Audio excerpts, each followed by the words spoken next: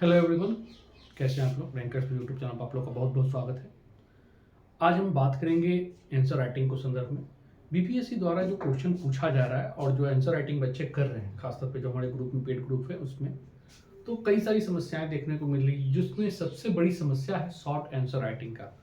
जो short notes पूछा जा रहा है उसमें लोग समझ नहीं पा रहे हैं कि लिखना क्या है और छोड़ना क्या है।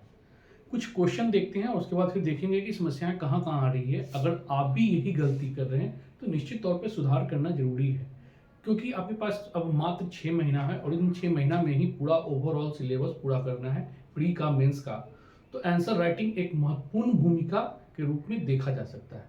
तो देखिए, पहले प्रश्न पूछा गया है जो 69 यूपीएससी में, 68 की बात करते हैं। 68 और 69 दो ऐसे परीक्षा हुए हैं जो नए पैटर्न पर हुए हैं। तो आइए 68 में देखते हैं कि शॉर्ट नोट जब पूछा गया था और पेपर 1 का सेक्शन 1, क्योंकि ये इजी खंड होता है, समझने में आसान भी है और हमारा सब्जेक्ट भी है हिस्ट्री ज्योग्राफी, तो वहां से हम लोग देखते हैं कि इसमें जो पूछा गया है कि भारत सरकार अधिनियम 1858, बस केवल ये मेंशन किया गया है। इस पर कोई न टेल है न चर्चा पूछा गया कि मुख्य प्रावधान क्या थे, क्या क्या प्रभाव पड़ा, क्यों लाया गया, ऐसा कुछ नहीं है। बस केवल एक फ्लैग लिखा हुआ भारत सरकार अधिनियम 1858 और ये 8 मार्क्स में आपको लिखना था।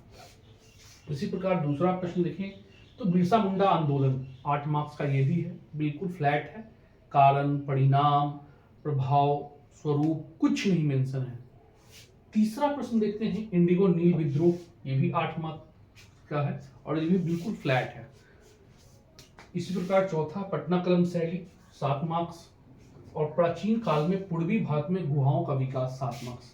इसमें देखिएगा कि जो अगर पुराने पैटर्न जो बीपीएससी पूछती रही है उसके संदर्भ में देखा जाए तो इसमें मुख्य रूप से बिरसा मुंडा, इंडिगो नील और पटना कलम शैली ये ट्रेडिशनल क्वेश्चन ही है, लेकिन ये पहले क्वेश्चन 38 मार्क्स में पूछे जाते थे और अब 8 नंबर और 7 नंबर में आ गया है।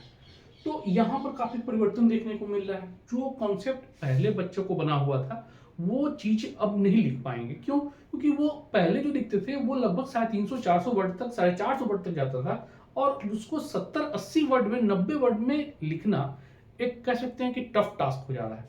तो आप उन सभी चीजों को कम से कम में समाहित कैसे करें, यह लेखन की मुख्य कला में देखा जा रहा है। इसके अलावा देखिएगा कि थोड़ा सा जो इसका सिलेबस है उसका फलक जो है व्यापक हुआ है। अब इसमें वाइड क्वेश्चन जैसे देखिए, खासतौर पर भारत सरकार अधिनियम वगैरह पहले नहीं पूछा जाता था, लेकिन अब मुख्य रूप से इसको शामिल किया गया है। इसी प्रकार प्राचीन काल में पूर्वी भारत में गुहाओं का विकास, ये आर्ट एंड कल्चर में खासतौर पर देखिएगा क्यों मेंशन किया गया है। तो ये 68 में क्वेश्चन पूछा गया है। 69 की बात करें तो देखिए भारत परिषद अधिनियम, जो बताया थे अभी कि जस्ट अधिनियम को शामिल किया गया है, तो यहाँ पर भी देखिएगा 8 मार्क्स में पूछा गया है। संथाल विद्रोह ट्रेडिशनल है, पहले भी पूछा जाता रहा है। चंपारण सत्याग्रह पहले भी पूछा जा रहा है। मौर्य काल की कला एवं वास्तुकला दोनों 7 मार्क्स में पहले भी पूछा जाता रहा है। प्राचीन काल में पूर्वी भारत में गुहा चित्र, ये गुहा चित्र वाला जो प्रश्न है वो अब नए स्वरूप में देखने को मिला। तो ये जो 3 प्रश्न हैं वो 3 प्रश्न पहले भी पूछे जाते रहे, लेकिन उसका मार्क्स 38 नंबर का रहा था और अब उसको 8 नंबर और 7 नंबर में लिखना, वही एक गंभीर समस्या बनी हुई है स्टूडेंट के बीच। जो टेस्ट लिया जा रहा है उसमें देखिए कुछ बच्चे लिख रहे हैं तो समस्याएं कहाँ आ रही है।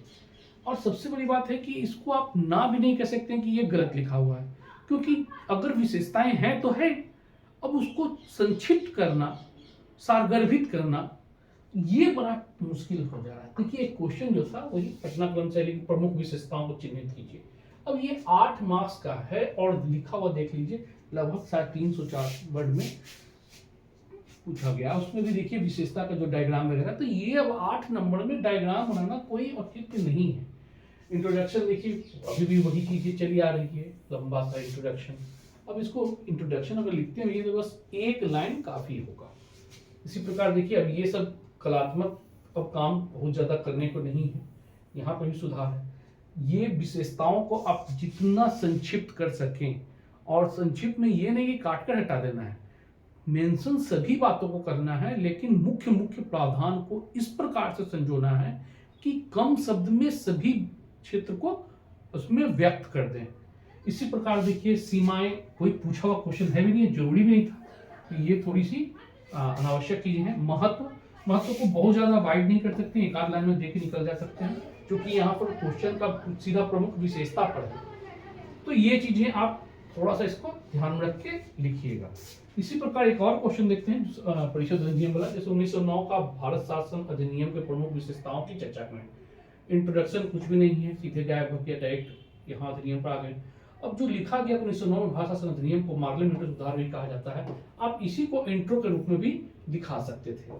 तो यहाँ पर एक लाइन से शुरुआत करते हुए इस अधिनियम के प्रमुख प्रावधान सीमाएं निष्कर्ष, हालांकि इस पर पृष्ठभूमि कोई जरूरी नहीं है, तो यहाँ निष्कर्ष भी एक लाइन किया सकता था। तो प्रावधान और इसकी सीमाएं, इनको दोनों को संक्षिप्त रूप में दिखा सकते थे। हालांकि प्रमुख प्रावधान ही करें तो ज्यादा अच्छा है, क्योंकि सीमाएं तो आलोचनात्मक पूछा नहीं गया है, ये चीजें। और देखिए कितना लंबा आंसर जो जा रहा है वो चीजें। अब 8 नंबर के लिए इतना लिखिएगा। अब सोचिए पहले 38 नंबर में एक क्वेश्चन लिखना होता था, अब 38 मार्क्स में आपको 5 शॉर्ट नोट्स लिखने हैं। तो समय उतना ही, मतलब जो पहले आप एक क्वेश्चन को लिखते थे तो मुश्किल से आपके पास देखिएगा 19 से 20 मिनट आपके पास समय होता था एक क्वेश्चन के लिए, जो 38 मार्क्स का क्वेश्चन रहता था। अब आप इसी 38 में 5 शॉर्ट नोट्स लिखना है।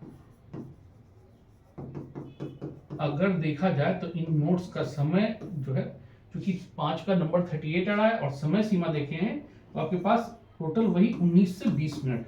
अगर 20 मिनट भी हार्डली लेकर चलें या 25 मिनट भी लेकर चलें, 25 मिनट अगर मान लीजिए, क्योंकि आपको उधर फिर मैनेज करना होगा, तो भी एक क्वेश्चन को 5 मिनट से ऊपर नहीं जाने देना है।